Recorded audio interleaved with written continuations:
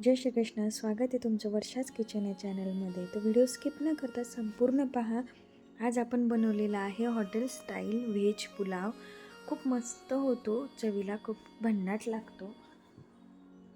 तर त्यासाठी video skip न करता पूर्ण पहा. मी इथं अगोदर पूर्वतयारी करून घेतलेली आहे. थोडंसं पनीर, वाटाणे, आलू घेतलेला आहे, पोटॅटो त्याची साल काढून असं कापून घ्यायचा आहे.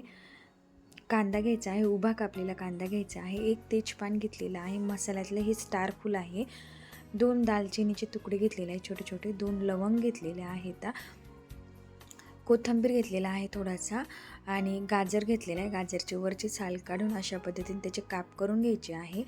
फुलगोबी घेतलेली आहे, टोमॅटो घेतलेले आहे. जे पण व्हेजिटेबल असतील ते तुम्ही अजून याच्यामध्ये ॲड करू शकता. आणि इथे हा मी बासमती लांबवाला तांदूळ यूज केलेला आहे. तोच तांदूळ वापरायचा पुलावला, खूप छान लागतो.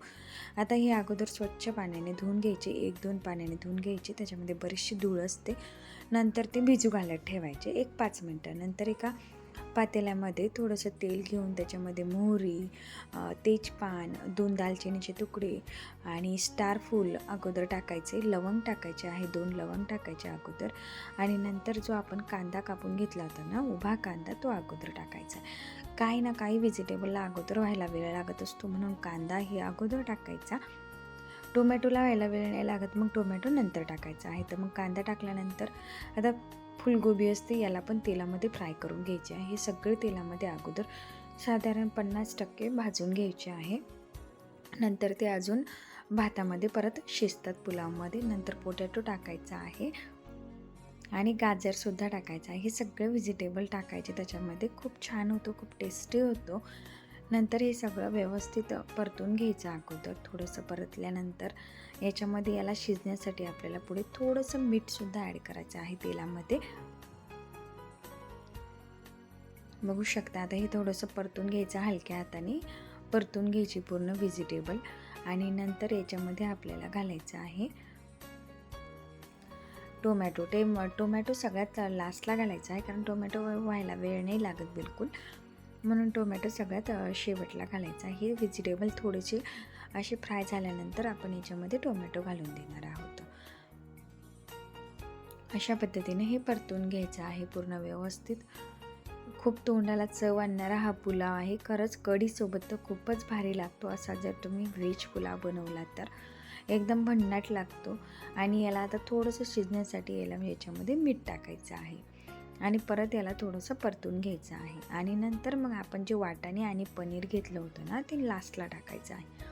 आता याच्यामध्ये वाटाणे घालायचे आहे 1 वाटी, आणि छोट्या वाटीने पनीरचे कापसुद्धा घालायचे आहे. मी हे पनीर घरी बनवलेलं पनीर होतं थोडंसं, ते पण घातलेलं आहे आणि व्यवस्थित परतून घ्यायचं आहे. पूर्ण व्यवस्थित हे थोडेसे शिजले ना, नंतर याच्यामध्ये आपल्याला तांदूळ ॲड करायचे आहे. बघू शकता हॉटेलमध्ये सुद्धा असेच करतात, पण ते काय करतात, अगोदर भात शिजवून ठेवलेला असतो, म्हणून हे घरी बनवलेलं खरंच खूप टेस्टी असतं. आता जे तांदूळ आपण भिजत घातले होते ना, ते तांदूळ आता याच्यामध्ये टाकून द्यायचे आहे. तांदूळ पण थोडेसे तेलामध्ये होऊ द्यायचे आणि नंतर पाणी टाकायचं आहे. पातेल्यामध्ये एकदम मस्त मोकळा सुटसुटीत व्हेज पुलाव होतो, खूप छान होतो. आता याला हे बघा, तांदूळ टाकल्यानंतर ते व्यवस्थित परतून घ्यायचं आहे पूर्ण. सगळं एकजीव करायचं आणि नंतर याच्यामध्ये आपल्याला पाणी टाकायचं आहे. थंड पाणी टाकलं तरीही चालतं, थंड पाण्याने होतात ते, शिजतं लगे. एक साधारण 10 मिनटं लागतात पातेल्यामध्ये शिजायला. आता इथे पाण्याचं प्रमाण व्यवस्थित टाकायचं आहे. आपण 2 वाट्या तांदूळ घेतले होते, तर इथे मी साधारण 1.5 ते 2 ग्लास पाणी वापरलेलं आहे, कारण पातेल्यामध्ये शिजायला थोडासा वेळ लागतो याला. कुकरमध्ये जर लावलं ना, तर याच्यामध्ये पाणी कमी टाकावं लागतं. कुकरमध्ये फास्ट होते. आता वरतून थोडासा कोथिंबीर टाकायचा आणि याच्यावर झाकण ठेवून, पातेल्यावर झाकण ठेवून याला एक 10 मिनटं होऊ द्यायचं. 10 मिनटानंतर बघू शकता आपला पुलाव काय मस्त तयार झालेला आहे. सगळे व्हेजिटेबल आणि तांदूळ पण लांब लांब मस्त झालेला आहे. आणि नंतर मग एका प्लेटमध्ये सर्व करा. चला तर मग तुम्हालाही माझी रेसिपी कशी वाटली ती कमेंट बॉक्समध्ये टाईप करून नक्की सांगा. आणि अशा नवनवीन रेसिपीसाठी या चॅनलला लाईक, शेअर, सबस्क्राईब करायला विसरत जाऊ नका. आणि बेल आयकॉनलासुद्धा क्लिक करा, जेणेकरून मी तुम्हाला जेव्हा जेव्हा व्हिडिओ अपलोड करेल तेव्हा तुम्हाला नोटिफिकेशन मिळेल. बघू शकता काय भन्नाट पुलाव झाला. मी याच्यासोबत कढीसुद्धा केली होती. वरतून कोथिंबीर टाका आणि गार्निश करा आणि हा पुलाव एन्जॉय करा. अशा छान छान रेसिपीसाठी like share subscribe. Thank you. Bye.